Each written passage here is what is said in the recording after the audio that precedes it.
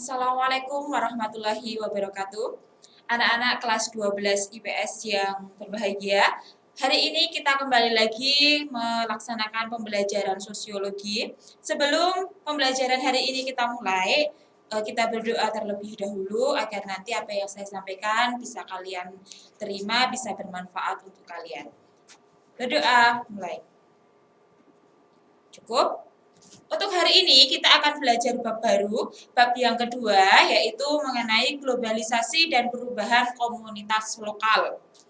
Nah,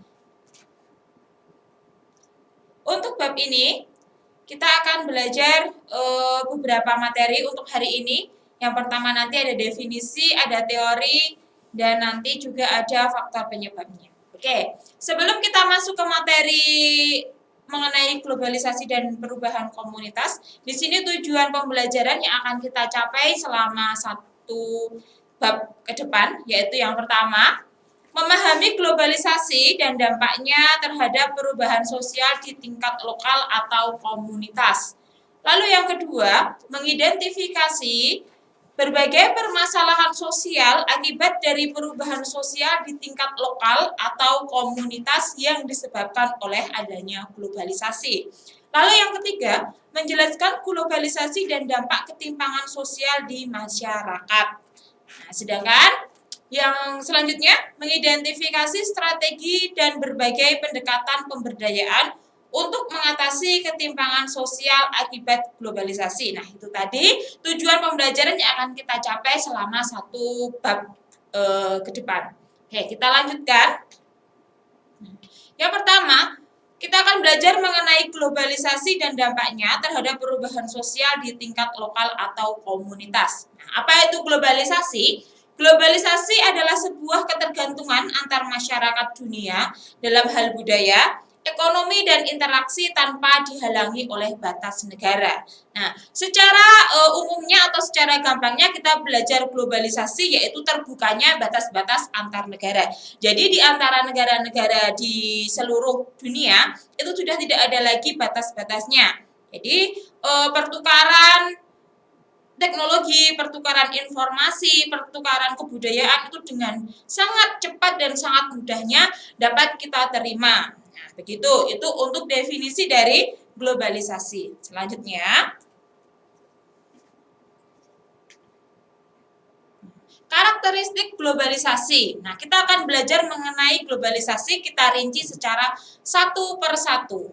Yang pertama, globalisasi itu apa? Globalisasi adalah perubahan dalam konsep ruang dan waktu. Nah, ini maksudnya bagaimana?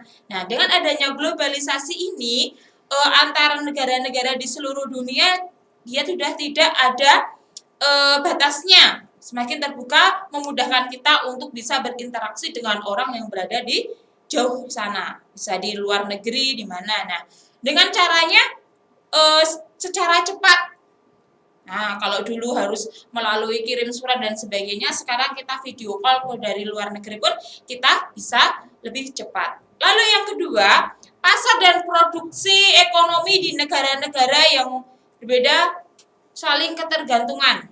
Ya, menjadi saling ketergantungan. Jadi di sini adanya ekspor dan impor. Nah, Indonesia membutuhkan barang-barang dari luar negeri, sedangkan Indonesia juga mengirim beberapa barangnya ke luar negeri. Jadi antara negara maju, negara berkembang itu mereka saling ketergantungan, saling membutuhkan. Yang tidak ada di negaranya bisa didatangkan dari negara yang lainnya. Itu contoh dari globalisasi.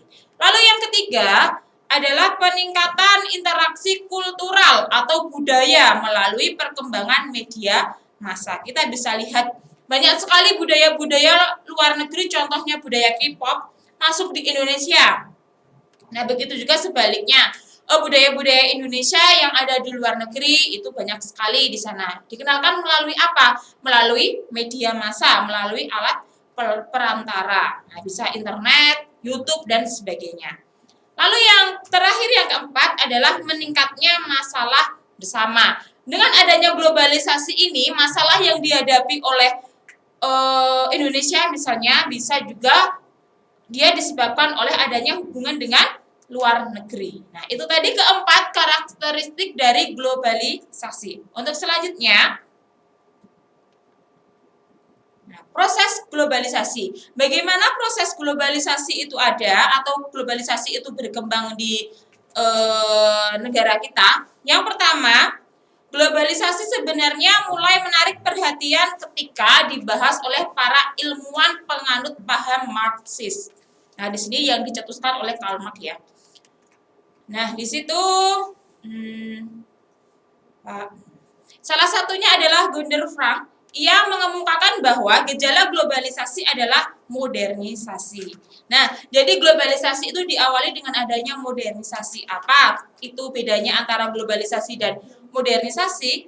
Globalisasi itu adalah terbukanya batas-batas antar negara, sedangkan modernisasi adalah semakin modern kehidupan kita. Nah, kalau modernisasi di sini lebih kepada gaya hidup, yaitu perkembangan yang bermula dari Eropa Barat dan menyebar ke seluruh penjuru dunia. Oke, untuk selanjutnya, nah, kita akan belajar mengenai faktor pendorong globalisasi. Nah, adanya globalisasi di sini dipengaruhi oleh yang pertama adalah kemajuan ilmu pengetahuan. Ilmu pengetahuan ini dia memiliki peran yang sangat penting dalam meningkatnya bagaimana aktivitas manusia, gaya pikir manusia atau pola pikir manusia di sini bisa menyebabkan yang namanya adalah globalisasi. Masyarakatnya semakin maju, pendidikannya tinggi, masyarakatnya memiliki pola pikir yang maju.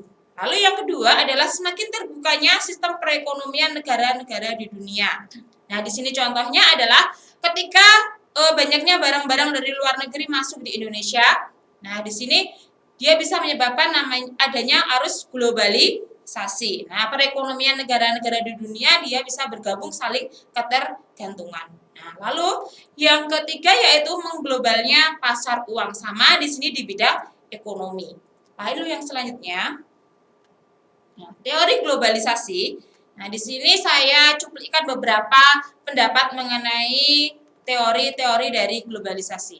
Menurut George Ritzer, teori ini mengatakan bahwa era globalisasi ditandai dengan adanya sebuah perkembangan dalam bidang komunikasi. Misalnya, yaitu dengan munculnya telepon atau televisi. Kemudian akan diakhiri dengan kesadaran masyarakat secara global mengenai hal tersebut. Nah, jadi di sini Ritzer dia berpendapat bahwa globalisasi lebih pada perkembangan bidang komunikasi yang kemudian nanti akan menimbulkan kesadaran di dalam masyarakat. Lalu yang kedua, menurut Thomas Friedman, globalisasi adalah salah satu dimensi ideologi dan teknologi, hampir sama dengan yang dikemukakan oleh Ritzer tadi ya, bahwa di sini Friedman dia berpendapat ada dua dimensi di dalam globalisasi, yaitu dimensi ideologi dan dimensi teknologi. Maksudnya apa? Dimensi ideologi yang tumbuh karena globalisasi adalah kapitalisme dan juga pasar bebas. Sementara itu, dimensi teknologi yaitu adanya teknologi informasi yang telah menyatukan dunia. Nah, itu tadi. Lanjutkan untuk teori yang selanjutnya. Nah, di sini teori yang sering dipelajari pada saat kita akan mempelajari globalisasi, ini dia teorinya. Teori di sini menurut Cochrane and Payne menjelaskan bahwa globalisasi terjadi karena dipengaruhi oleh tiga pelaku utama, yaitu yang pertama adalah para globalis, yaitu orang-orang yang percaya bahwa globalisasi adalah sebuah kenyataan yang memiliki konsekuensi nyata terhadap bagaimana individu dan organisasi di seluruh dunia itu berjalan. Di sini jadi para globalis dia percaya bahwa globalisasi itu ada. Lalu yang kedua adalah para tradisionalis, nah yaitu orang-orang yang tidak percaya dan menyadari bahwa globalisasi yang sedang terjadi ini. Bahkan mereka menganggap sebagai mitos di sini adalah orang-orang yang masih memiliki pemikiran tradisional. Nah, lalu yang ketiga adalah para transformalis, yaitu orang-orang moderat atau yang berada di tengah-tengah. Nah, mereka ada di masa peralihan, di mana mereka percaya globalisasi sedang berlangsung, namun mereka menganggap pengaruh globalisasi terlalu dibesar-besarkan oleh para pelaku globalisasi atau para globalis. Nah, itu tadi tiga pelaku utama dari globalisasi.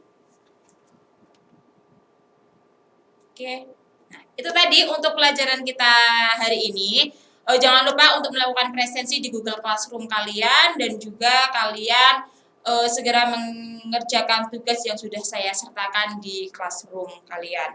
Oke, saya akhiri untuk pembelajaran hari ini. Semoga bermanfaat bagi kalian. Tetap selalu jaga kesehatan dan semoga kita akan segera dipertemukan di sekolah. Gitu. Saya akhiri. Wassalamualaikum warahmatullahi wabarakatuh.